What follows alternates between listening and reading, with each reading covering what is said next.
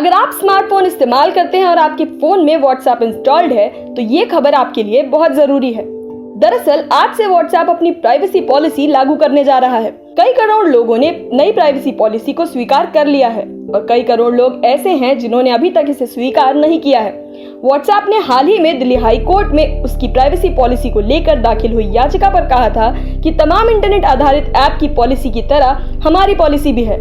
Big basket, कू, ओला, true callers, Zomato और आरोग्य सेतु जैसे app भी यूजर्स का डेटा लेते हैं। हम कुछ अलग नहीं कर रहे हैं। आइए जानते हैं कि यदि आप प्राइवेसी पॉलिसी को स्वीकार नहीं करते हैं तो आपके अकाउंट का क्या होगा। व्हाट्सएप ने कहा है कि नई प्राइवेसी पॉलिसी को स्वीकार नहीं करने वाले यूजर्स के अकाउंट को डिलीट नहीं किया जाएगा, बल्कि कुछ सेवाएं बंद कर दी जाएंगी जिनमें मैसेज और कॉलिंग जैसी सुविधाएं शामिल हैं। इन नई अपडेट्स को स्वीकार न करने पर आप व्हाट्सएप के सभी फीचर्स का इस्तेमाल नहीं कर पाएंगे।